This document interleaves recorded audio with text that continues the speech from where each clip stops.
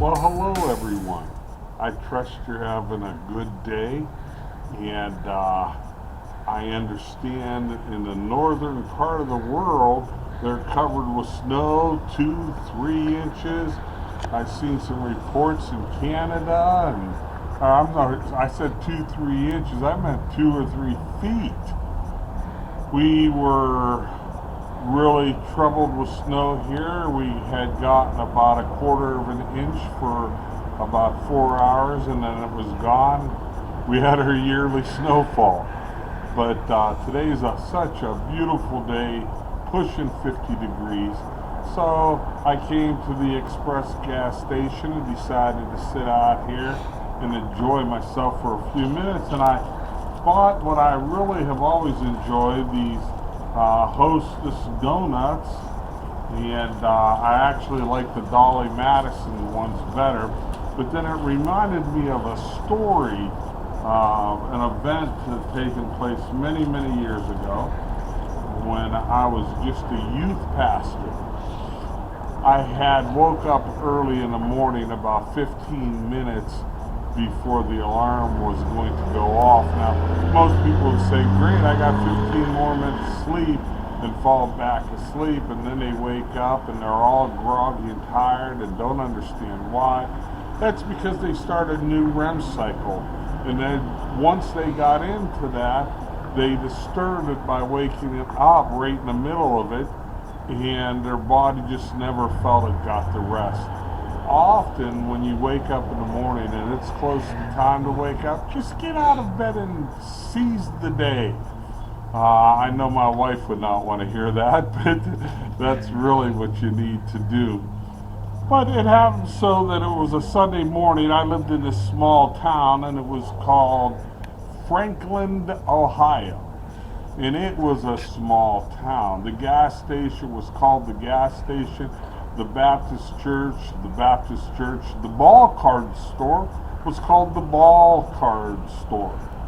And the donut shop was called, just seeing if you're listening, that's right, the donut shop. Well, I decided to get ready, put my nice suit on, and I'm heading to church. I need to teach a lesson that morning before I preached.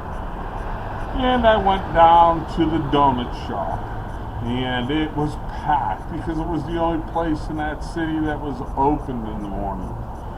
And I decided to get a donut and some hot chocolate. I went up to the counter, and they were pretty much sold out. And they had that 6-pack of Dolly Madison little donuts that I enjoy, and I said, let me go ahead and have one of those, please.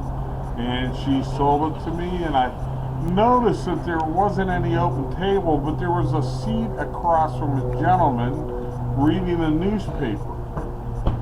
And I was there for a while and didn't see anybody come or go, and decided if he minded, he would say something. If not, I'm just going to sit down right at this table and enjoy it. So I sat down, put down my hot chocolate, and I picked up my Bible and I started reading it.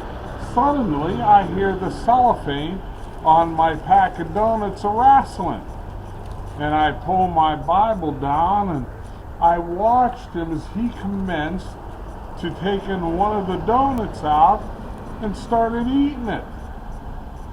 Well, much to my surprise, I thought, okay, this is the price I'm paying to sit at his table. So I took one out, smiled out, nodded, trying to make sure he knows I'm fine with that, and enjoyed that donut.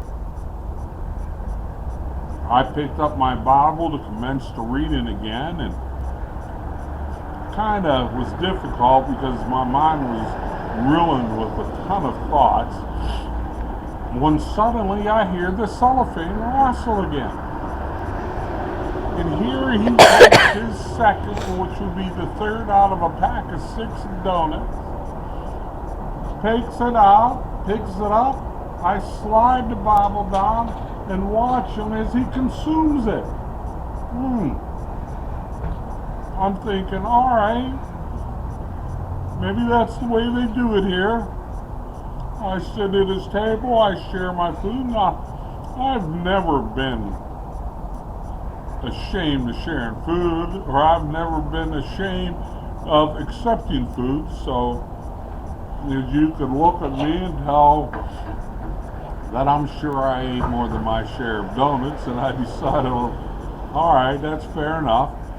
And I picked up my, after I reached in and grabbed my second out of the pack of 6, which was the 4th donut, leaving 2, I start to read it again and smile, to give him like a sly smile as he's sitting there, and he looks at me with kind of a little bit of disgust in his face.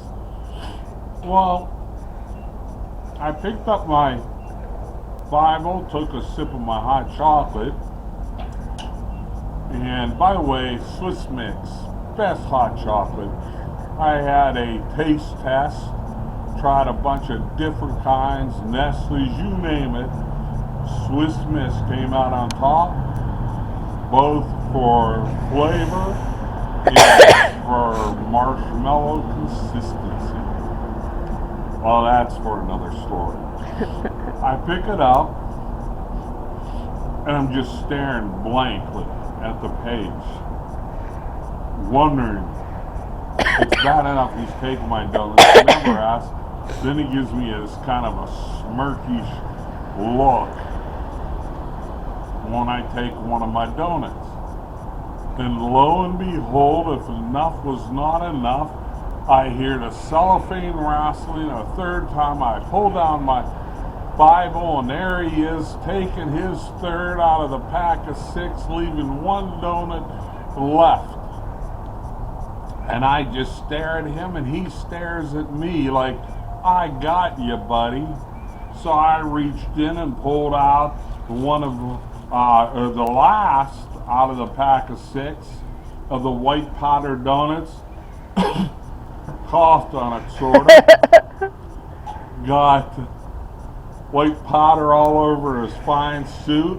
And he wasn't thrilled, and of course I wasn't thrilled, and my hot chocolate was getting cold, and we stared each other down. I don't even know if I ever tasted that donut. Now, mind you, if he would have said, hey, could I have that pack of donuts, I would have said yes. It was just the way the whole thing was going about. I take another bite as he consumes his, and then before you know it, it's gone. He stands up, the unmitigated gall, rolls up his newspaper, flushes off the white powder from his black pinstripe suit. Ha! He says, stamps his feet, shoves his arm, his newspaper under his arm, and marches out of there. Well, I'm reared. My mind's rearing in thoughts, and I go to take a sip of my hot chocolate, which was cold by now, and I couldn't read anymore. Here I am, a new minister in town. I didn't know how many or who these people will be visiting the church today, and I knew I needed to watch my P's and Q's, or jots and tittles, however you want to say it. You Bible scholars will get that last part. The jot and the tittle is the dot on the I and the cross on the T. So I close up my Bible, pick up the empty pack of cellophane, go to excuse myself, and I stand up, and I heard something hit the ground, and I looked down, and there on the floor was my pack of donuts. I sat there and ate every one of his donuts. Well, keep that in mind the next time you go to blame somebody on something that you're not absolutely sure of, because you might be the one at fault. You have a good day. And don't forget to hit like and subscribe. And remember our February giveaway. And make a comment at the end of this video. And we're keeping track of all the comments for February for a special gift. And we do love your comments. We enjoy getting them. It excites us. So we will see you on the next video. Have a great day. Hey, friends, remember to like and subscribe and keep your eye open for the February giveaway. All right, it's great to have you aboard, and you have a super day.